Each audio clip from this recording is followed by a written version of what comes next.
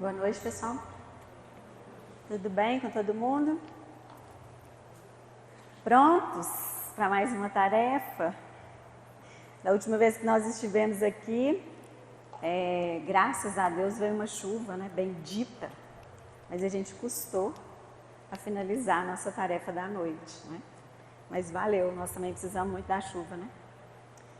Mas enfim, hoje nós fomos incumbidos de trazer para vocês o tema do capítulo 103, dando continuidade aos estudos do livro Caminho, Verdade e Vida, Estima do Mundo.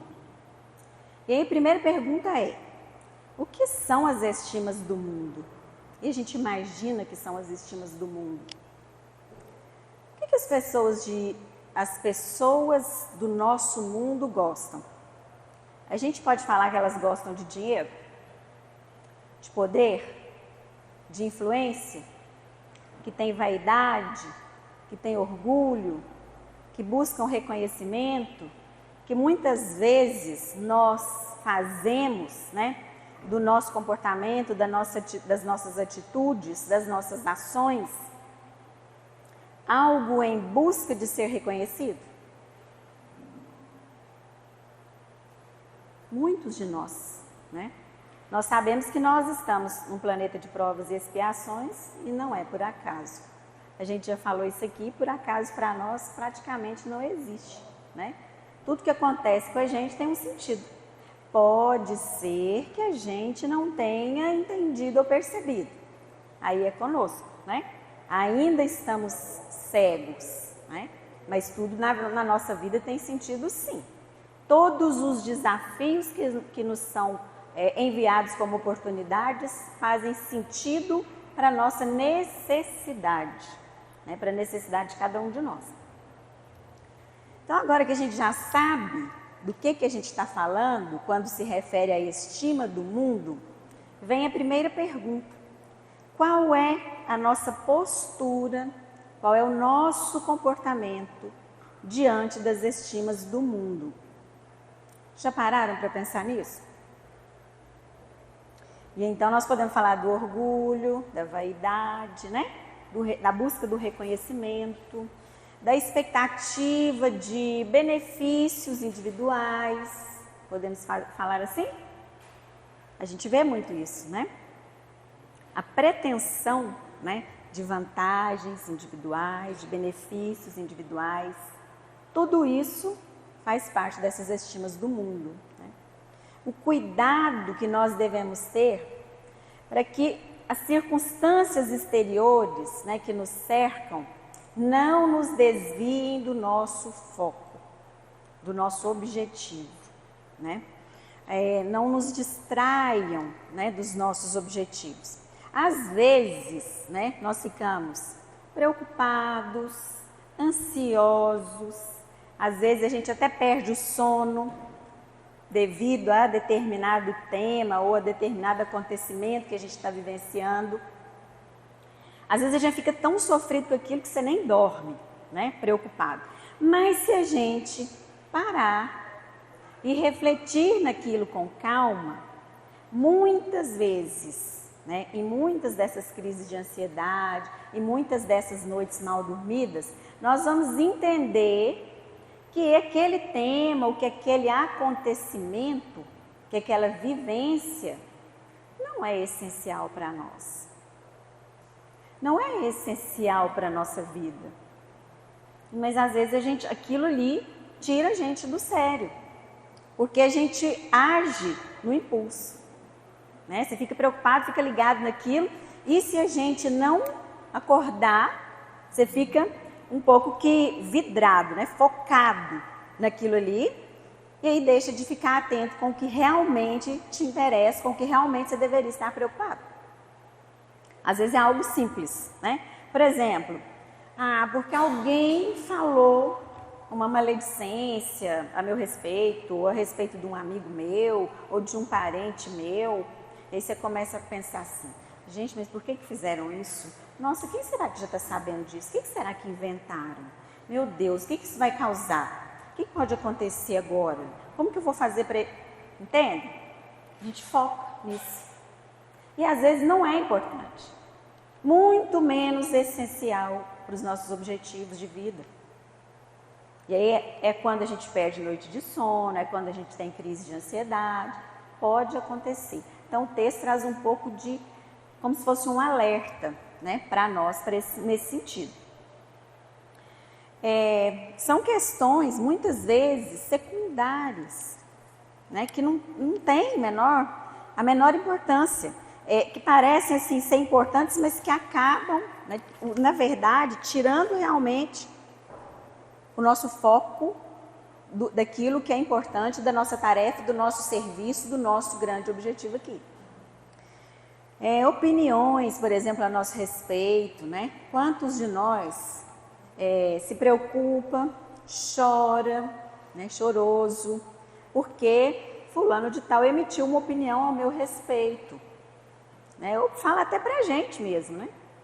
Fala alguma coisa pra gente que desagrada. Quantas vezes já não aconteceu isso com a gente, né? E aí vem muito aquela lição. A gente pode mudar o outro? Não. Nós não vamos conseguir ensiná-lo. Para de fazer isso que você está me incomodando. Para de fazer isso que você está me machucando. Para de fazer isso que você machuca o outro. Nós não vamos ensinar. Não vamos conseguir ensinar. Porque é do outro. Mas nós podemos ter uma reação diferente, né, daquela que a gente tem normalmente, que acha ruim, ficar magoado. A gente pode usar os dois ouvidos, né? Por isso que a gente tem dois, um para entrar e um para sair, né? Então, aquilo que a gente ouviu é importante? Tem importância?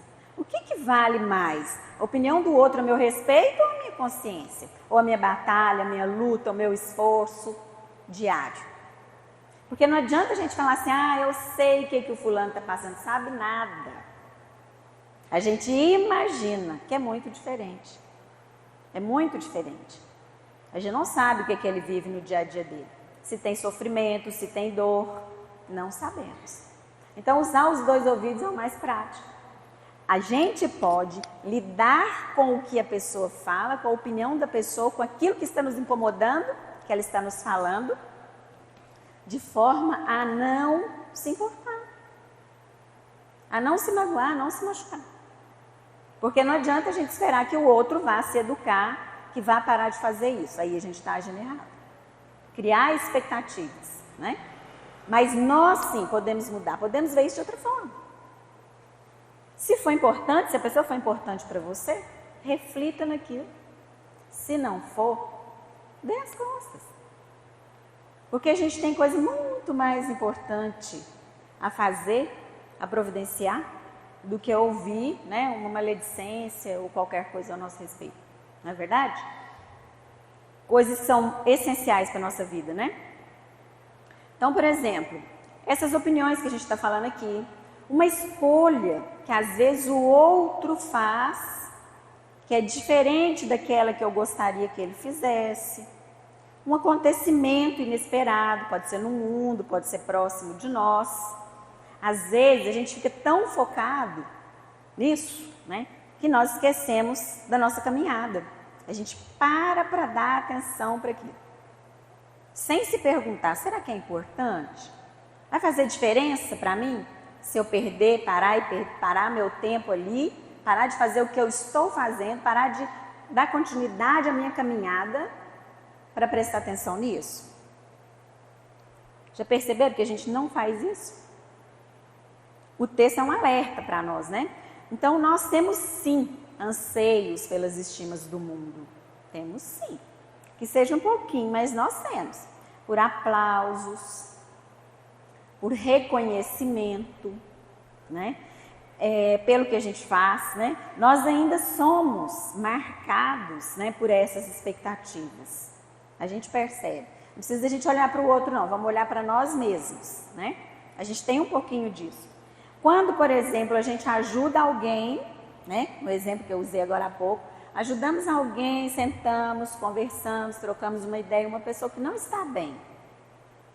Mas desejamos para ela uma escolha diferente daquela que ela vai fazer depois da nossa conversa, depois do nosso auxílio. a gente fica chateado. A gente tem a capacidade de ficar chateado. A gente fala assim, não, mas eu ajudei o fulano. Por que ele não fez o que eu falei que ia fazer? Não é? Puxa vida, mas que ingratidão. Já sentiram isso? A gente tem um pouquinho, né? Então, nós precisamos tomar cuidados, né? Porque a meta, na verdade, é o amor incondicional. Então, independe da escolha que o fulano vai fazer. Eu estou aqui para servi-lo e para amá-lo, independente da escolha que ele fizer para ele. A gente tem que respeitar. Respeitar a decisão do outro, né? Respeitar o outro. Até porque a gente gosta de ser respeitado, né? Isso é desafiador, né? Amar incondicionalmente é desafiador, não é? Até porque a gente enxerga muitos defeitos do outro, né? Até que a gente entende na nossa vivência que nós não temos que mudar o outro, é uma luta. Até que a gente entende que a nossa responsabilidade é com a nossa mudança, não com a do outro. Demora. A gente fica lutando e dando urro em ponta de faca, né? Todos nós. Quando nós vamos para a seara do amor, nós percebemos então que ainda temos essas expectativas de reconhecimento, de estima, de retorno, de gratidão, né? E aí, o texto vai chamar a nossa atenção o tempo todo, um pouco para isso.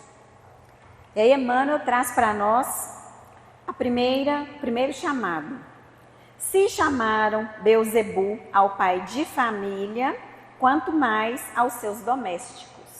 É uma mensagem de Jesus falando dele mesmo, né? Está lá em Mateus, capítulo 10, versículo 25. Primeiro vamos entender o que é Beelzebu, né? Na verdade, na mitologia, significa Senhor das Moscas. É uma criatura da mitologia, né? Uma entidade da mitologia. Uma figura que personalizava o Senhor dos demônios.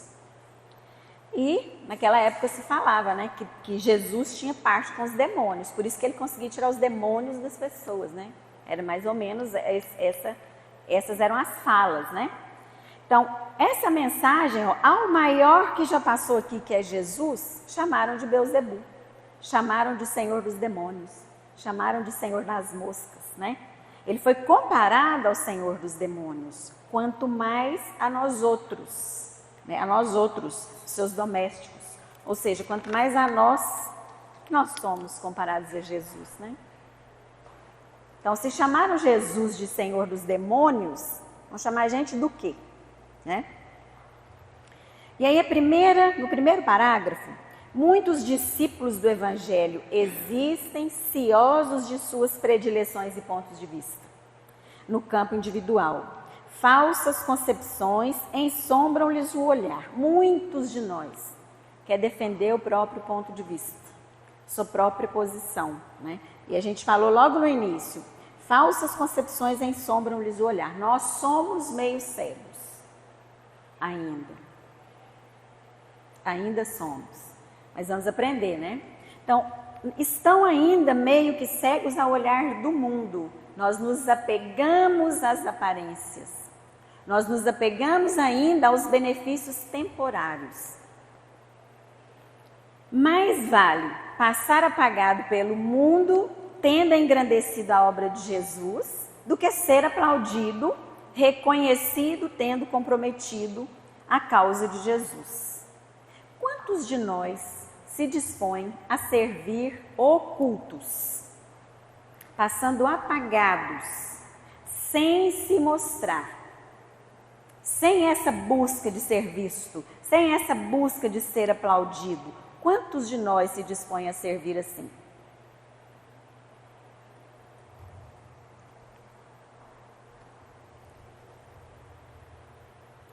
Falando em ponto de vista, eu trouxe algumas ideias, né? Então, a que eu acho mais interessante é essa do 6 e do 9.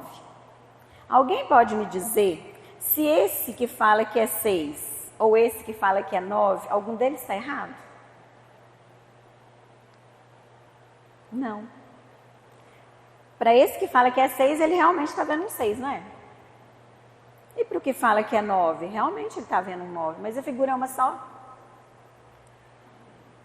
Nós somos um pouco assim. A gente fala, não, eu tenho certeza que é um 9, você está cego, que você está enxergando 6.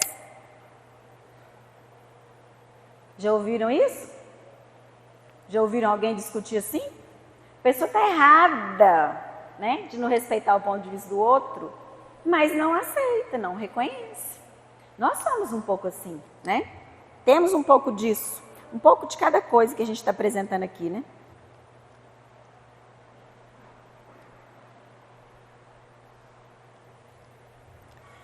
Bom, dando sequência, quase sempre se inquietam pelo reconhecimento público das virtudes que lhes exornam o caráter.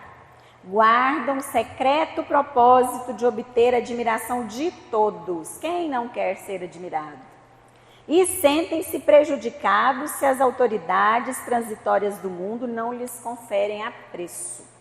Bom, dão um jeitinho, né? A gente dá um jeitinho, né? De que aquilo que a gente está fazendo, aquele bem que a gente está fazendo, aquela doação que a gente está fazendo, que possa aparecer lá um pedaço da nossa mãozinha, né? Para todo mundo saber que fui eu que dei. Né? É um pouco disso que ele está trazendo para nós. Para que alguém veja, para que alguém me dê o reconhecimento, né? Por aquela ação. Quando a gente já aprende, né? No Evangelho, que a mão direita não veja o que a mão esquerda dá, não é assim? Mas a gente não, a gente quer deixar mostrar, né? Para as pessoas entenderem, enxergarem, puxa, foi fulano que fez isso. Né? A gente quer um reconhecimento. O que a gente busca de valor? O que a gente construiu nesses anos de vivência, talvez de dedicação, talvez de esforço, ou os aplausos que existem hoje, mas que amanhã já cessaram. E aí? O que tem mais valor? O que você fez, o que nós fizemos pelo outro, ou o reconhecimento dele para com a gente pelo que nós fizemos? Percebem que a gente tem a visão distorcida? A gente não para pensar nisso, né? E a gente tem pessoas, nós temos exemplos, né? Vamos pegar lá na Bíblia mesmo, né? José. Já viram alguma página puramente dedicada ao José no Evangelho? Já viram? Não. O José passou apagado. Ele foi importante, gente? Então, José da Galileia, está lá no livro Levantar e Seguir, no capítulo 6, traz a mensagem. Ele passou despercebido e apagado na história do Evangelho, mas que foi essencial para nós. Que ele mostrou sua grandeza, porque teve sob sua tutela Maria e Jesus. E aí, foi importante? Será que ele trabalhou para ser reconhecido? A gente não vê isso, né? Tanto é que foi apagado. A gente não vê nada, nenhum texto, nenhum capítulo, nada. Mas nós queremos isso. Nós queremos as estimas do mundo, né? Geralmente, quando nós entramos para a seara do Evangelho, né, nós entramos não para o engrandecimento da seara e nem da causa, né? Mas para se servir da causa, para nos servir da causa, né? Para fazer prevalecer ali os nossos pontos de vista, as nossas ideias. Tanto é assim, né, que se um trabalho começa a seguir um rumo diferente da nossa opinião, daquilo que a gente pensa, né, logo a gente abandona. A gente abandona, começa a menosprezar e até mesmo a depreciar aquele trabalho. Já viram isso? A gente até deprecia aquele trabalho, né? Mas por quê? Então nós fazemos errado, né? Não fazemos o Cristo em nós, que é o que a gente deveria fazer, né? Mas nós queremos impor-nos na seara do Cristo. Impor as nossas ideias, impor o nosso ponto de vista, impor a nossa opinião. Fazer valer, né?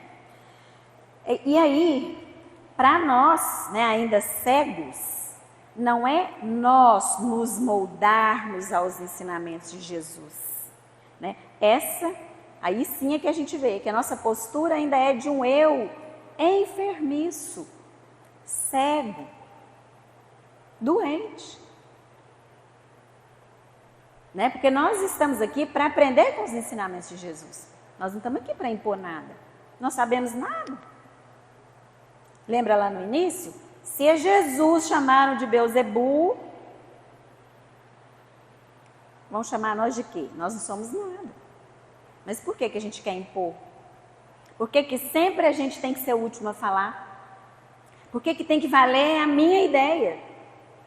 Por que as pessoas têm que fazer do jeito que eu quero que seja feito? Do jeito que eu penso que está correto? Isso é para a gente refletir. Será que a gente faz isso em casa? Será que tem alguém em casa que faz? Será que a gente conhece alguém que faz? Não, né? Não fazemos e nem conhecemos. Então, quando se entra na seara do Evangelho, nós temos que nos lembrar. Nós estamos ali, antes de tudo, para engrandecer a obra, para engrandecer a causa, que é maior do que nós. Nós estamos ali, ou aqui, né? Aqui, para ser mais prático, para melhorar a nós mesmos, para aprender, não para ensinar, né? Porque nós não sabemos ainda. Então a gente tem que ser humilde.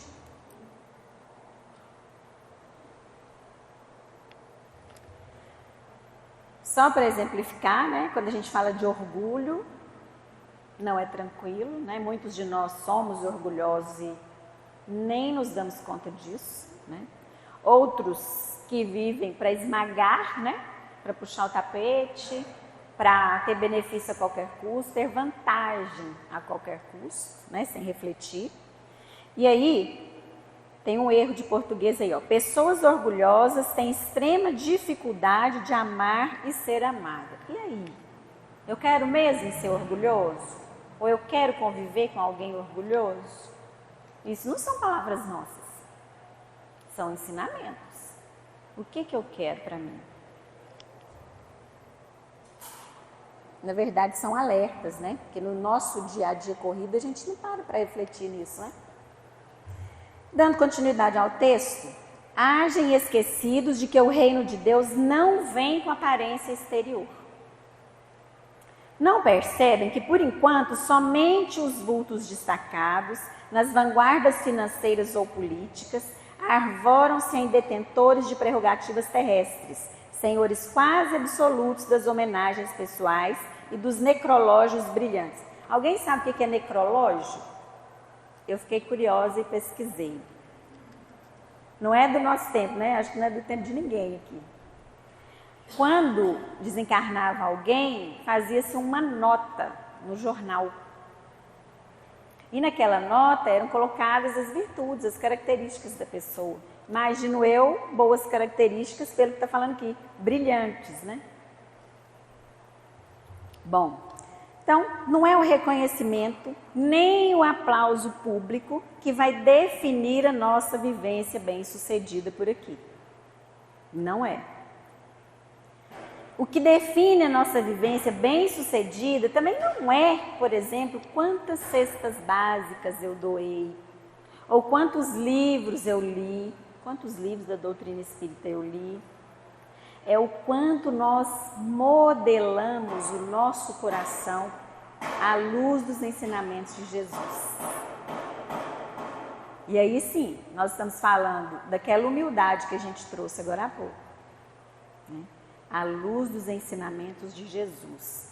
Alguém aqui é capaz de me dizer que Jesus teve alguma ação, alguma atitude buscando reconhecimento? Não. Jesus queria influência? Queria? Não. Queria ser exaltado? E qual é o nosso espelho? Jesus. O que a gente está aqui para fazer o quê? Para aprender a viver de acordo com o Evangelho de Jesus. Jesus não queria poder, não trabalhou para ter influência, não trabalhou para ser aplaudido, nem para ter reconhecimento.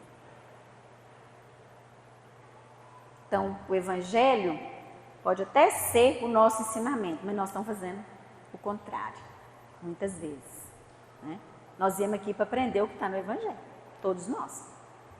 E lá não tem isso. Lá não tem as estimas do mundo. Jesus não deixou nenhum exemplo de que ele estivesse buscando, nenhum sinal de que ele estivesse buscando estimas do mundo. Nenhum. Então, o que é isso? É o quanto nós nos desvinculamos do egoísmo. Isso é moldar o nosso coração. O quanto nós deixamos de ter orgulho. O quanto nós nos despojamos de vaidade. O quanto nós temos aprendido a servir ou a amar. Que é para isso que nós estamos aqui, né? Isso é que vai dar a medida. A aparência não define nada. Reconhecimento, aplauso não define nada. É a nossa caminhada, o nosso esforço em moldar o nosso coração. É o que irradia da alma, né? É que define. Tem pessoas que a gente fala assim, eu não sei nada de aura, né? Mas tem conhecedores, estudiosos aí que batem o olho na gente e falam assim, sua aura é da cor tal, né? Significa que você é isso, que você é aquilo, às vezes que você é brilhante, né? Então, aqui nós estamos falando, é o que irradia da alma. O que será que irradia da nossa alma? Já pararam para pensar? Será que as pessoas olham para nós e enxergam realmente o que a gente tem no coração? Nós temos um trabalho muito árduo, né? Porque quando a gente desencarnar no plano espiritual, realmente é o que é enxergado. Porque aqui a gente acha uma coisa e fala outra. Mas lá você não tem que falar, né? Os outros vão ler o nosso pensamento. Vão saber do nosso sentimento. Então, esse tempo que a gente tem aqui é para se preparar para isso. Não adianta a gente ser falso com a pessoa aqui. Lá não dá para ser falso. Dá, mas você vai ser imediatamente desmascarado. Né? E aí, o que nós queremos? Aproveitar o nosso tempo aqui para a gente aprender? Ou continuar do jeito que a gente está? Né? Então, os filhos do reino divino sobressaem raramente. Aqui nós estamos falando daquelas pessoas como José, né, que passou apagado. De modo geral, enchem o mundo de benefícios sem que o homem os veja, à feição do que ocorre com o próprio Pai, com José, né? Com Deus aqui, com Jesus, né? Então, quem são os mais aplaudidos? Quem vocês acham que são os mais aplaudidos? Quem são aqueles que recebem tapete vermelho? Quem são os que têm os holofotes da mídia? Quem são os ídolos, os mais fotografados? Quem são? São esses simples que trazem muitos benefícios para o mundo? Não são. De modo geral, esses do tapete vermelho, dos holofotes, né, que são o foco da mídia, né? Vocês acham que eles são modelos de virtudes? De modo geral? Pensem em alguém famoso, né? Vocês acham que algum deles, por acaso, né, está buscando iluminar a Terra, iluminar o mundo, uma descoberta, sei lá, da ciência para trazer algo de bom, né, para gente? Será? Não, né, gente? Geralmente são indivíduos com excessos, com desequilíbrios, às vezes até mesmo pela fama, pelo poder, né? A fama, o poder, o dinheiro, né? Pode trazer excessos, desequilíbrios, né? Então, muitas vezes, ou na maioria das vezes, esses que são os mais fotografados, que têm o poder, que têm a influência, não são modelo de virtude para ninguém. Não são. Mas lembrem da palavrinha influência. Poucos, vez por outra, como por exemplo Mahatma Gandhi, Chico Xavier, Luther King, poucos são reconhecidos, né? A maioria desses passam anônimos no mundo. Os reconhecidos geralmente estão em falência espiritual. Não conseguem lidar com algo, seja com dinheiro, seja com poder, não tem o foco na melhoria, na evolução, na transformação, na busca. Não tem esse foco. Aqui a gente está falando da maioria, a gente não está falando de todos, né? Passam no mundo em tapetes vermelhos, muito fotografados e cheios de seguidores e curtidas. Não é verdade? Cheios de seguidores, cheios de curtidas. Isso, gente, é inversão de valores, né? Pura inversão de valores. Na verdade, é isso que o mundo ainda estima. Poder, influência, dinheiro, né? Que mais? Cargos, né? Eles têm o que o mundo quer, que é tudo isso que a gente falou agora, prestígio, mas principalmente poder e influência, né? Aí, aqui a gente está falando, ó, mostrando, né, um pouquinho da trajetória de José, que aceitou, né, ser o responsável por Maria, por Jesus, né, que ensinou uma profissão, né, vida simples. Nunca trabalhou por aplauso, por reconhecimento, né? E nem por isso, né, deixou de ser importantíssimo para nós. Se Jesus foi chamado feiticeiro, crucificado como malfeitor e arrebatado da sua amorosa missão para o madeiro afrontoso, que não devem esperar seus aprendizes sinceros quando verdadeiramente devotados à sua causa. A maioria não é reconhecida, né? Lembrando a fala de Estevão, Deus opera em silêncio e não concorre com as vaidades do mundo. Então, Deus, Jesus, José e quantos mais, né? Deus não fica patenteando o que ele fez ou o que ele faz no mundo, né? Espíritos assim ficam felizes com o que fazem, e fazem porque amam, e não para serem reconhecidos. Né? Não dá para um discípulo esperar caminhos fáceis, suaves, tranquilos, quando o mestre, né, que não tinha nada a resgatar, muito diferente de nós, trilhou caminhos que conhecemos, né? Nós conhecemos a trajetória de Jesus. Jesus passou por tudo que nós passamos e muito mais, muito mais. Por que às vezes a gente se revolta por pouca coisa? Às vezes é um desafio que a gente acha que é maiorzinho, a gente já começa a reclamar. Vão lembrar? Por que Jesus veio? Vocês acham que ele precisava vir? Não. Era um ser tão iluminado que precisou ser preparado para vir para a órbita terrestre. Tamanha densidade, né, dessa órbita. Mas veio para nos auxiliar, para trazer os ensinamentos. Passou poucas e boas, né? Passou de tudo. Foi humilhado, né? Apedrejado, crucificado. E a gente, às vezes, por um desafio maiorzinho, uma pessoa maltrata a gente fica chateado, magoado, fica até depressivo, chora que até soluça, né? Acha que é muita coisa. O Emmanuel nos aconselha aqui, toda vez que a gente tiver um desafio que a gente achar que está muito para nós, que está penoso, que está difícil, fazer uma reflexão da trajetória de Jesus, que veio para nos auxiliar, para nos ajudar a encontrar o caminho. E não reclamou, nem quando foi crucificado. Lembram da fala dele quando foi crucificado? Pai, eles não sabem o que fazem. Lembram disso? Conhecem alguém que reclama por pouca coisa? Não, né? Ninguém conhece. Bom, a gente não para pensar, né? Para analisar, a gente é muito reclamão, a gente já reclama direto. O discípulo não pode ignorar que a permanência na terra decorre da necessidade de trabalho proveitoso. Nossa, proveitoso, gente. Acho que eu nunca vou esquecer essa palavra.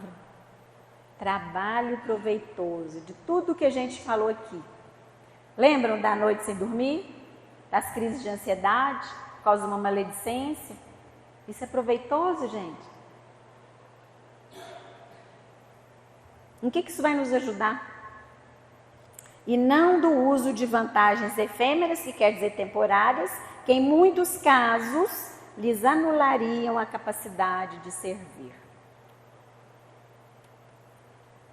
Eu estou tão preocupado em receber vantagem temporária, nós estamos tão preocupados em ter um benefício individual, uma vantagem em cima do outro, né?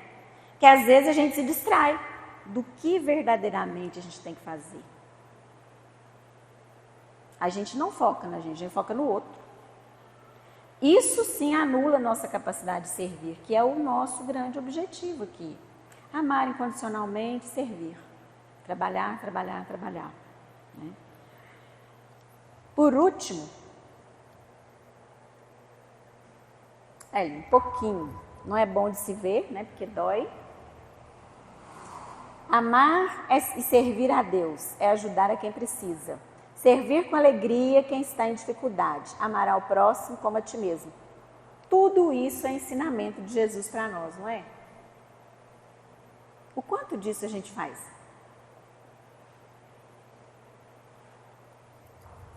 Se a força humana torturou Cristo, não deixará de nos torturar também. É ilógico disputar a estima de um mundo que mais tarde será compelido a regenerar-se para obter a redenção.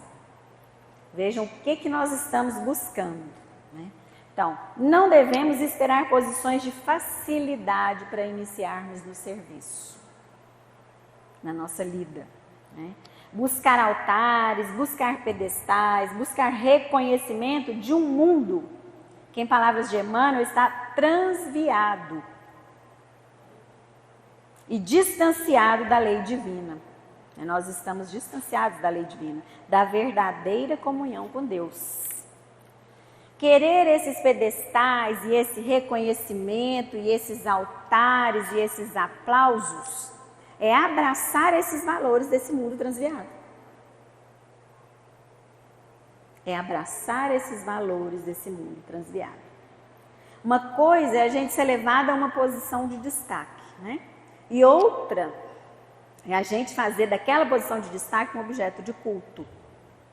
Né? Muito bem. Tudo isso é muito bonito, mas vamos trazer um pouquinho para o nosso dia a dia. Né? Quando a gente fala de orgulho, de reconhecimento, de pretensão, né? Do que a gente está falando? De um pouquinho de todos nós que nós estamos falando, né? Que temos um pouquinho de cada uma dessas características, né? Mas a caminhada de Jesus na Terra, e a gente já conhece a história de Jesus, é que vai balizar o nosso proceder perante esse texto que a gente viu. Nós fizemos questão de trabalhar o texto, parágrafo por parágrafo, para a gente entender bem as palavras do Emmanuel para trazer para nós, né? O texto questiona as aptidões que nós temos, no sentido de que exercício nós fazemos das nossas aptidões. Como nós usamos as nossas aptidões. O que a vida quer de nós. Né? Na verdade, na nossa ignorância, na nossa cegueira, né, a gente pergunta assim, enquanto encarnados, né, nós estamos ignorantes, a gente pergunta assim, o que a vida vai nos dar? O que a vida nos oferece? Né? A gente pergunta assim. Nós queremos saber o que a vida quer de nós, né? Ou que serviços nós vamos prestar aos nossos semelhantes. É isso que nós devemos querer saber. e não o que a vida tem para nós, né? O serviço que a gente pode oferecer ou amar as pessoas do grupo em que a gente está inserido, do grupo social em que a gente está inserido, seja do nosso trabalho, seja da vizinhança, né? Da comunidade onde a gente está inserido. Nós queremos saber o que o outro vai nos dar, o que o outro vai nos oferecer, e não o que nós podemos oferecer para ele. Como nós podemos, né, ajudar. Incessantemente, as nossas qualidades, as nossas atitudes, os nossos pensamentos, né, e até mesmo as nossas aptidões, que nós recebemos para desenvolver, né, ainda nessa jornada evolutiva, são para que nós incessantemente nos esforcemos em sermos melhores. São para isso. É como se tivesse plantado uma sementinha, né? A gente tem a sementinha e tem uma mudinha. Nós precisamos desenvolver. Nós temos um pouquinho daquilo que é bom. Nós precisamos trabalhar com esforço para a gente desenvolver, para a gente se tornar pessoas melhores, para moldar o nosso coração. Que é isso que nós viemos fazer aqui. Servir, amar, moldar o nosso coração. Nos desvincularmos um pouco desse egoísmo, desse orgulho, dessa vaidade, que não vai nos levar na direção certa. Pelo menos não aquilo que a gente se propôs, né? Quando tivemos a oportunidade de vir. Então nós devemos nos perguntar o que a vida quer de nós, e não o que ela tem nos oferecer. Porque pode ser que a gente se perguntando isso, a gente descubra o que eu tenho que fazer para ser feliz, né? A gente sabe que a felicidade plena não é desse mundo, mas a gente tem lapsos, né, de felicidade, alguns momentos, né? Como a gente pode descobrir como servir, como amar, como agir, né, de acordo com o Evangelho de Jesus, de acordo com as leis de Deus que estão na nossa consciência. Não adianta a gente querer fugir, né? Que é por isso que às vezes quando a gente faz uma coisa não muito correta, a gente fala assim, a consciência pesa, a gente fica lembrando aquilo, né? Puxa vida, eu não deveria ter feito, porque eu sei que não está correto, né? Porque aquelas aptidões que a gente acha, né, que eu acho que são minhas ou que eu acho que são as melhores, quem diz que são as certas? E quem diz que são boas? Às vezes somos nós defendendo o nosso ponto de vista, nós não abrimos mão desse ponto de vista.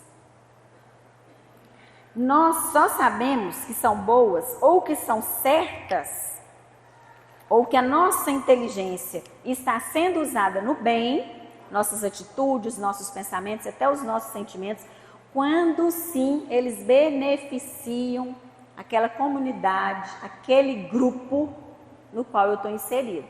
Está fazendo bem para aquelas pessoas? Eu estou conseguindo fazer o bem para aquelas pessoas? Eu estou fazendo o melhor que eu posso? Né? Nós estamos inseridos ali para servir, tá? A serviço do bem. E às vezes tudo, a gente pensa assim, tudo está dando errado. Já aconteceu com vocês? Porque às vezes a gente não para, né? Nós não paramos para nos fazer essa pergunta. O que a vida quer de nós? A gente não para se perguntar. Por exemplo, por que nós estamos aqui agora, nesse momento? Eu para falar, vocês para ouvir. Ninguém, pelo amor de Deus, fala que é por acaso. Né? Tem um sentido, tudo na nossa vivência tem um sentido. Né? Esse exemplo, sim, não é vaidade, não é orgulho, né? Porque eu tinha necessidade de refletir sobre esse tema e trazer para o meu momento de vida e trazer essa reflexão para vocês, fazerem o mesmo. Por isso que a gente está aqui junto nesse momento falando sobre esse tema. Então não é por acaso. Daqui podem sair ideias, a gente pode, com o que a gente fala aqui, a gente pode conseguir se libertar de algo que não está nos fazendo bem. Às vezes a gente está seguindo um caminho que é muito mais difícil e não é o correto. Às vezes o caminho certo é mais tranquilo, mas a gente insiste em ficar no difícil, porque a gente não reflete, porque a gente não para pensar nisso, né? É a mesma coisa de um exemplo de dor, né? Uma mãe ou um pai que perde um filho, né? Que o filho parte para o plano espiritual, a dor, né? A gente não consegue descrever, né? Só quem passa. Mas se ele abraçou a doutrina espírita, esse pai ou essa mãe sabe que o filho foi acolhido, né? Que o filho foi acolhido, porque tem um pai generoso, misericordioso. E Jesus deixou para a gente também os ensinamentos de que tudo passa.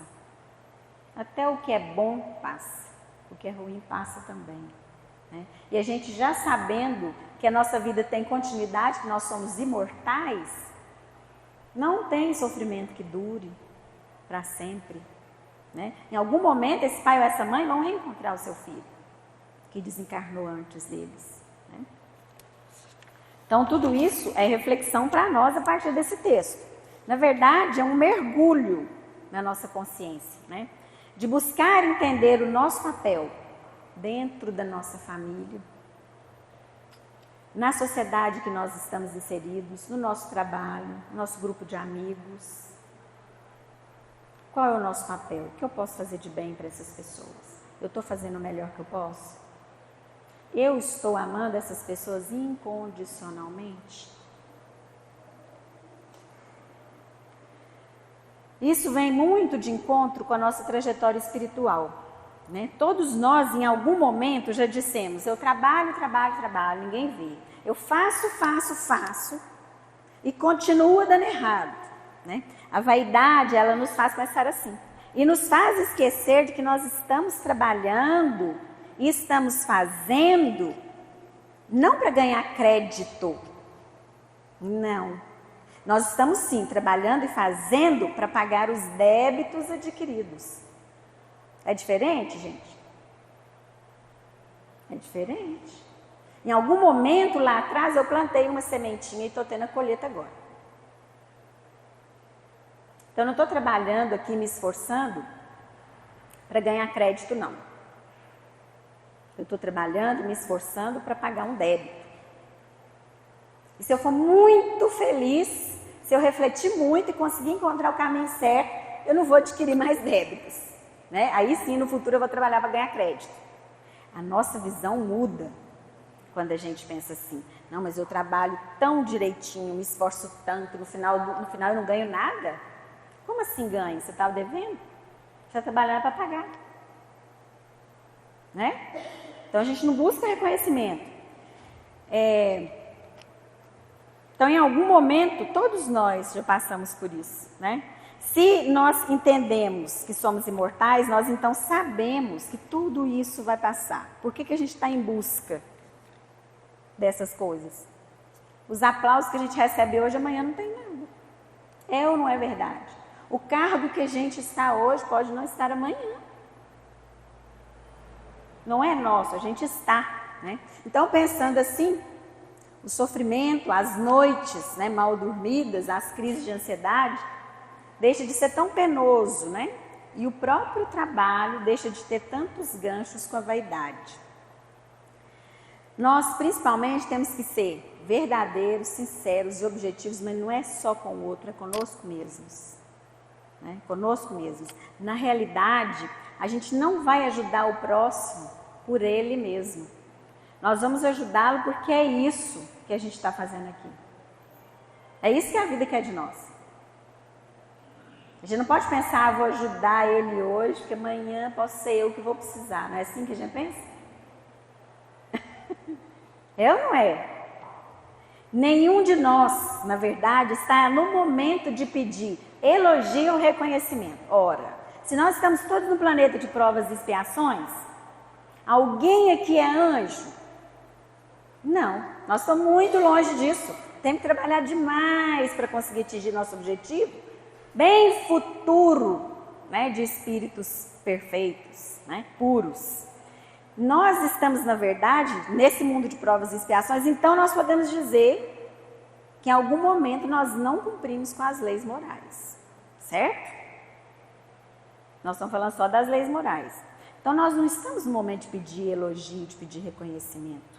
Estamos no momento, sim, de merecer compaixão, de reflexão, de pedir por muitas oportunidades, né? Da gente agir corretamente, de ter boas atitudes e de ter muito esforço para a gente conseguir se redimir daquilo tudo que a gente plantou lá atrás. É como o Haroldo Dutra disse um dia na palestra dele, que quando ele desencarnar, o mentor espiritual dele vai estar esperando ele lá, mas não é para falar com ele assim: ah, ele fez tantas palestras, fez palestras no Brasil, fez palestras internacionais, para um público de tantas pessoas, ele ajudou tantas pessoas. Não. Qual foi o seu esforço em fazer cada uma dessas palestras? Qual foi o seu esforço quando você foi preparar essa palestra e levar uma mensagem de fé e esperança para aquelas pessoas? Teve esforço? Se não teve, não vale. E é isso. Se não teve esforço, não tem valia. É assim para nós também, né? Porque nós devemos estar assim, em busca de corrigir as nossas imperfeições. Né? Isso demanda esforço, né? Ele fala que o mentor espiritual vai falar assim, ó: será que ele está em busca de corrigir as imperfeições morais dele? Será que ele se esforçou pouco ou muito? Se esforçou? É isso, né? E não quanto de dinheiro eu consegui doar sem esforço, sem amor, sem boas intenções, sem valia, né? Então o texto nos mostra que nós temos que ter compaixão de nós mesmos e sermos humildes, né? Lembrando sempre que nós ainda estamos em débito, estamos trabalhando para pagar débitos e não para ganhar crédito ou reconhecimento, né? Não estamos trabalhando por crédito, estamos trabalhando para suprir os débitos que a gente adquiriu. Se eu estou aqui, né, eu estou devendo. Então vamos embora trabalhar, aproveitando essa oportunidade que a gente está tendo aqui, que é a vida, né, com boas ações, servindo a todos, né, que a gente conseguir, e a nós mesmos, né, nessa nossa jornada evolutiva. Esse texto nos traz uma grande reflexão, né, que é a grande importância de amar, a grande importância de se trabalhar, de se esforçar e de servir sem vaidade, né, reconhecendo uma oportunidade verdadeira ali, com esforço, com coragem, com persistência, né, na busca de vencer as nossas limitações e os nossos débitos, né, como o texto deixou claro para nós. Não dá para a gente não trabalhar o proveitoso, né, que o texto traz.